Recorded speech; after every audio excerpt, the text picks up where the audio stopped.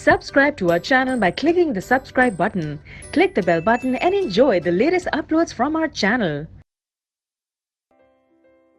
Now students, see the 10th question of the exercise. तो 10th question है the sum of the 4th and the 8th term of an AP is 24. एक AP है जिसकी 4th और 8th term का जो sum है वो 24 है. And the sum of the 6th and the 10th term is 44. Find the first 3 terms of AP. तो हमें उस AP की फर्स्ट 3 टर्म्स बतानी है. यहाँ पर आपको 4th एंड 8th टर्म का सम दिया हुआ है, 6th एंड 10th टर्म का सम दिया है और फर्स्ट 3 टर्म बतानी है जिसके लिए हमें फर्स्ट टर्म A पता होना चाहिए, कॉमन डिफरेंस D पता होना चाहिए. तो हम वही लेंगे. Let first term of AP, इसे A ले लेते हैं क्योंकि जब भी हमें फर्स्ट टर्म और कॉमन डिफरेंस नहीं पता होता पहले वही ऐसे कीजिए. And common difference of AP is equal to D ले लेगा. देयरफॉर हमें जो दिया है 4th टर्म और 8th टर्म का सम जो हमें दिया है, या फिर हम लिख सकते हैं अकॉर्डिंग टू क्वेश्चन. मैं डायरेक्ट आपको बता देता हूं according to question 4th term plus 8th term का जो सम है वो कितने के बराबर है, वो हमें गिवन है 24 के बराबर. तो 4th टर्म क्या हो जाएगी A plus 3D, 8th term क्या हो जाएगी A प्लस 7D. ये मैं सब ए एन का फॉर्मूला जो कि A plus N minus 1D इससे लिख रहा हूं. नाउ स्टूडेंट ये कितने के बराबर है 24 के. तो 2A plus 10D is equal to 24. Also अगर मैं 2 कॉमन ले लूं तो A plus 5D is equal to कितना हो जाएगा, ये 12. इसे इक्वेशन 1 ले लेते हैं. ऑल्सो गिवन दैट हमें क्या गिवन दिया है कि 6th term plus 10th term का जो सम है, 6th और 10th टर्म का जो सम है वो कितने के बराबर है, 44 के बराबर. तो 6th टर्म क्या हो जाएगी A plus 5D 6 minus 1D और 10th टर्म क्या हो जाएगी A plus 10 minus 1D 9D is equal to 44.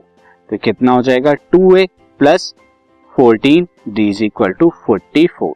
2 common ले लेंगे आप तो आपको क्या मिलेगा A plus 7D is equal to 22. ये इक्वेशन 2 आ जाएगी. अब स्टूडेंट आप क्या कर देंगे, सब्ट्रैक्ट इक्वेशन 1 फ्रॉम इक्वेशन 2.